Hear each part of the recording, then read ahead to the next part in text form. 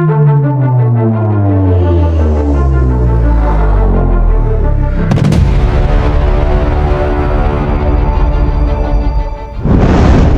escalated late after reports emerged of armed military personnel surrounding the home of opposition leader Robert Kyagulanyi Ssentamu, popularly known as BOBI in Kampala.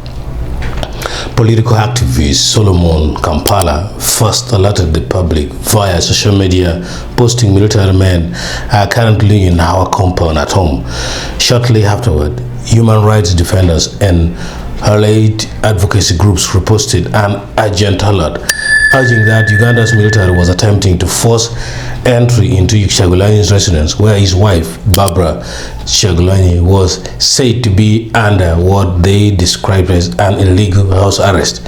According to the reposted statement, a video shared by the couple's son shows Mrs. Kyagulanyi confronting armed personnel at night outside the family home. The rights group claimed that some of the security units involved were trained and funded by the United States and accused them of intimidating government critics. The allegations could not be independently verified at the time of publication. You people, what do you want in our compound? What is it that you want in our compound? What do you want in our compound? Opposition leaders swiftly condemned the reported actions. National Unity Platform NUP spokesperson and Member of Parliament Joel Senyonyi criticized what he termed an assault on Kyagulanyi's family and the continued isolation of Mrs. Kyagulanyi within their home. He further cited reports that approximately 2,000 opposition members, mainly polling agents and senior NUP leaders, had allegedly disappeared in recent days, with more than 24 reported killed. Statements he attributed to remarks by the Chief of Defense Forces CDF. Opposition figures warned that these developments represent a serious erosion of political freedoms and democratic rights. As we were here a few minutes ago, I got a distress call about another raid on the home of our party leader in Bagwere. As you know, the military decided to descend on that place. Access has been denied all of this while.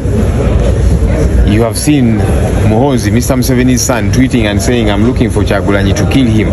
This is the Chief of Defense Forces. Never mind that he was undeserving of this position. It was given to him because he's Mr. Museveni's son. But he is occupying the position and he wields a lot of power. So for him to say, I'm looking for Kyagulanyi to kill him, that's worrisome. And our leader, of course, is somewhere in a safe place because Muhoozi is looking for him to kill him. So a few minutes ago, I got a distress call. They've raided the home again. Now they've jumped into the fence again. They've been on the outside. They've jumped in and they're trying to access. We don't know why they keep doing this. Because if there is anybody you're interested in, because now they are harassing the wife and the family, why do you not issue summons and say we are interested in so and so, you come to police and we charge you of this offense? Why behave in a manner so criminal? Again, the gloating of, yes, we have got the guns and now Moses says we have killed this number of people, we shall kill some more. We have, that's very shallow-minded a way to operate, by the way, because you have got the gun, so you think the buck stops with that. No, we have seen more powerful people in this world. People who have got bigger guns, they fail. Meanwhile, the Chief of Defense Forces, General Muhoozi made a series of social media posts addressing the security situation. In one message, he stated, "The country is in complete peace now. I will not post any other threatening post. Do not provoke Uganda anymore." In other posts, General Kangaba claimed that security forces had arrested over 2,000 hooligans and alleged that 30 NUP terrorists had been killed. He also wrote that his orders stood with the force of the Commander-in-Chief of the state.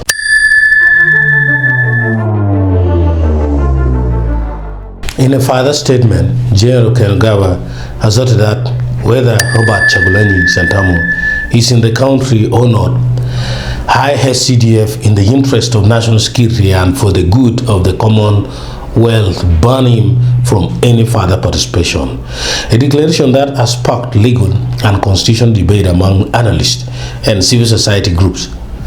Government authorities have not issued a comprehensive official statement addressing the allegations surrounding the presence of military forces at Chagulanyi's home or the reported detentions and deaths.